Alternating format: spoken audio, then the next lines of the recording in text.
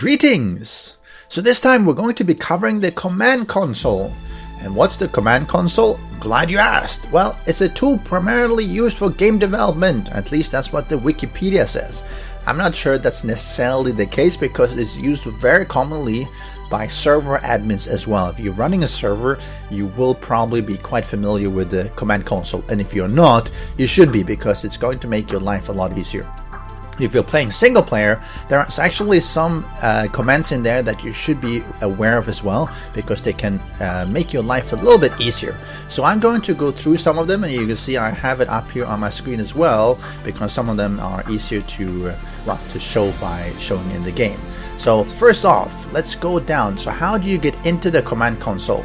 Well, for normal keyboards, it's F1. Hit F1 and you get up this one, the command console entry. And you can hit DM and that brings you into debug menu. If you type CM, you're in the creative menu. Now, this is really where most of the commands are being kept. Now, so let's go through some of the basic ones, and help one, obviously I showed that one, it gives you the information. Now, if you're an admin, being able to add admins to your game can either be done in the configuration file for the server, but you can also do it through the command console, which might be a little bit easier. As well, of course, remove them. If you're running a server and you want to ban people, that can be very useful to do that within the game as well, because otherwise you have to add them to a file, you have to restart, etc. So banning is very useful if you're running a server, at least an open server, where you're having undesirable people coming in and maybe griefing. Buff, I don't really use that one. You could if you wanted to. Chunk cache, same, clear. Now CP add could be useful. Now let's say on a server, all commands cannot be used by all players because there's a permission level, and if the permission level is not high enough, it has to be 1000, I believe, in order to be accessible for normal players. And some of them are not available by default for players on servers. One of them, for instance, is settargetfps. If you want to ensure that your GPU doesn't work too hard, that is usually not available except for admins. So by doing this one, you could do CP add settargetfps 1000, and then players could use that one even on your server. So that can be useful. CP list, again, just to show the current permissions that is there. Creative menu, CM, we covered that one. The death screen, not so useful. Debuff can be useful if you're trying things out, if you're in creative building something, you're making a video. Being able to debuff your broken leg could, for instance, be very, very useful instead of just waiting. Same with debug menu, we covered that one. Exhausted, not useful. Export item icons can be useful if you're making videos and you need all these icons, because it creates a folder which has the icons in image format, so you can import them into your video, for instance. And it mentioned it's useful for wiki editing, which is true, but it's also useful if you're making videos. Get game prefs, again, current preferences can be useful. Get time, etc. maybe not as much, same as give quest. Give self, you could give people certain items. Normally I just go into, let me show that. I normally just are in creative menu and hit U, which gives you this picker, which allows you to just pick something. Let's say I want this one, I just grab it, which is a little bit easier, and that's U for Utopia, which is a little bit easier than going into give self item name, etc. Give self skill experience would be useful if you're trying to max out a skill because you're testing things out. It can also be useful if there's some corruption in a character. Let's say one of your players has a corrupted player file. Now he's been playing for a while, and all of a sudden his player is reset. Now he might be kind of pissed off if he's been putting a lot of time into the character, but this allows you to give experience into a skill or into just a player in general. And of course, you can give yourself experience as well. Another useful command for admins is to kick, meaning you kick them from the server, or you can kick everyone, which might be useful if you want to do a restart or reboot. Kill all, I use this one quite frequently when I'm doing my videos. Let me show. Let me do 25 of this one. Let's do Pharaoh this one. So I'll spawn things in while I'll be playing around with it. And let's do this. And now you can kill them, or you just go into console and do kill all. And all of a sudden, they all die. And that's useful because it clears everything. Lights I don't really use. List ends can be useful, which is LE or list ends, which shows you all the entities that are currently spawned, including the minibike. So if you've lost your minibike, hitting LE will have it show up on this list, and it'll give you the actual coordinates. So that can be pretty useful even if you're playing single player, because sometimes obviously the bikes fall through the ground, and if you can't find it, LE can be helpful. List players and all those things may be useful. Log, not really useful. Log things again is more if you're having issues. Same with memory clear, people list, remove quest, repair chunk density can be something that can be useful if you're having a lot of issues. It mentions, for instance, failed setting triangles, and this is something that does happen occasionally. I've never actually had to use repair chunk density myself. I know some people will have, so it's good to be aware of at least. Save world can be useful if you're going to shut down. Some of the base things as say, of course, everyone can do that. You can do that in the console, such as say hello, which is same as saying, well, hello, let's talk, right? It's just it comes from the server. So it might be useful if you're talking to all the players, for instance, because you're going to reboot. Now, set game preference. Each game has a number of preferences, such as whether they always run or whether they always are feral, etc. This allows you to change this on the fly. I normally don't do that because I want to make sure I do that in the config file to make sure it's correct. And you don't normally change this very often. So doing it on the fly might be useful, maybe not. Now, here's one that is very useful for me, at least being European, because I don't like to use Fahrenheit. So doing a set temp unit to C or F will allow you to see the temperature in, well, either C or F. So set temp unit F. You see it changed to 110. If I do set temp unit C, it goes back to 43. And of course, now I am overheating, but that's really useful even for player, because doing that, calculating everything in Fahrenheit is quite troublesome. Set time you could play around with, but if you're in debug menu and you hit escape, you actually get up another debug tool screen here, which allows you to suicide or teleport, but also allows you to change the actual time.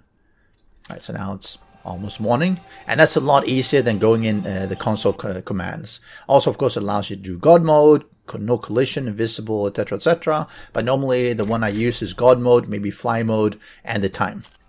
And that's easier than typing it in. There's some other thing, chunk data, cloud, blah, blah, blah. Not really interesting. Show next Horde time could be useful to see that one, at least if you're an admin. Let's go down here. Spawn airdrop. This is something that you don't necessarily always want to do, but you could. So if we go in here and do spawn airdrop, we should be getting an airdrop. Hopefully. Maybe not. Oh, yeah. See, now we're having it. It is coming in. All right, let's go down. Another thing that can be useful when you're testing things out is spawn scouts.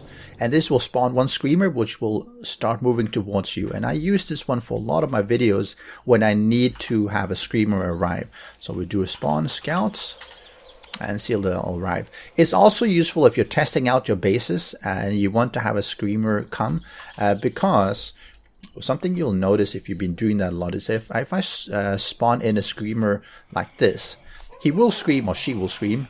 Oh, that was 25. They will scream, but you see, nothing is appearing because spawned in screamers does not generate any screamer hordes. Right? You hear all this screaming and there's nothing. But the screamer that you spawn in with spawn scouts will. So that can help you test out your bases against your screamer hordes. So that can be useful. You also have the spawn supply crate. You do the spawn supply crate. And here it comes immediately over me, which is a little bit different than the airdrop because, well, it's not random. And let's see what we got here. Anything interesting? Oh, nice. I didn't have that one. Good to have. Of course, you wouldn't do that during normal gameplay. So spawn wandering horde can be useful when you're testing things out as well. So I can do a spawn Wandering Horde, and you could do that based on a player as well, so that the Wandering Horde will move towards a specific player. So if you're on a server and you want to make things a little bit more fun, maybe if someone is kind of bored because their base is not under attack or something, or you're running, let's say you're running a scenario or something, or you're just testing out your own base, you can just spawn some of these Wandering Hordes and you'll see them coming in after a while. Now there's some other ones. Spectrum I don't use. Starve, what's the point of that one? System info can be useful if you're having issues, but normally I wouldn't use it. Teleport, however, can be useful if you're teleporting to a player or just around the map. That's something that is also useful. However, again, if you are in debug menu and you want to teleport, bring up your map and you basically hold control and you right click and you will teleport. So I can teleport around here as I want to, which is a lot bit easier than, it's a lot easier than typing in the teleport coordinates. But if you want to teleport to a player, of course, using this one might be useful. And of course, you can teleport another player around as well. You have, let's see, version, water, don't really use it. Weather can be useful at sometimes if you're having weather help weather then. If you're having too much fog, for instance, you can toggle these things off and on. There are times when the game effectively breaks down and you end up having a lot of fog the whole time. It happened to me during one of my streams. I was having literally 5 hours of fog. Maybe I should have just quit the game or removed it manually, but I hate doing that. But it's a way to get rid of the fog at least, so that can be helpful. And here's another couple of, 3 of them that are quite useful, which is the whitelist. Now, if you're running a server and you're not running it as an open server, whitelisting players is very needed. And you can do that in the config files, or you can do that in game. So what you would do in the game, you would just do a whitelist add and the Steam ID, whitelist add, and then the Steam 64 ID, which would allow them to come in. Of course, because they're not in the game, you don't have the player name, so you have to use the Steam ID. But if they're in the game, you can actually remove them, just whitelist, remove, and the name. And of course, you can do whitelist and list which ones are, allowed to join your server. So if you're running a private server, that can be really, really useful. And of course, some of these things, again, such as the permissions, game settings, etc., you can do that in config files, but sometimes it's useful to do that from the command console. So I think that's a walkthrough of some of the important things. Most of them are more for admins, I guess debugging if you're doing the development, but there are a couple where it can be useful even as a player. And I think the settempunit is really one of them. There's one that has, let me see, set target. Actually, it's not even mentioned. There's one, and I briefly highlighted. It's a help set target FPS that also allows you to specify how many FPS you want your game to run. Now, if you have a really good system, you might be getting, let's say, 90, 120, 150 or more FPS. And that's not always needed. So you could do a set target FPS, let's say 60, and the game will restrict it to 60, which will save you some electricity and it will save your GPU from working too hard. Now, again, this is something that is often restricted on servers, and this is when we come back to set permissions to allow the normal players to use that one. So to do a quick recap, if you are running a server, get familiar with these commands. I will be linking the web page on Wikipedia in the description below. If you're a player, having an idea of these ones can be useful as well, especially if you're having problems. Maybe you're getting corruption, maybe you died because of a bug and you want to give yourself some new equipment or some new experience because your character gets a reset. So knowing these ones and knowing what's possible can help save you a lot of frustration. Some people sometimes go on Reddit or the forums and complain that maybe their character got reset or something, and then they don't know what to do and they basically rage quit. But knowing that these commands can help you can allow you to just set back your character with equipment, with experience, so you just can continue playing instead of just leaving it on the shelf because you got frustrated due to some bug resetting your character. But that's all for now. Hope you enjoyed it, and I will catch you again next time. Special thanks to the great patrons supporting the channel. If you would like to join the vetted community and support these videos, do follow the Patreon link.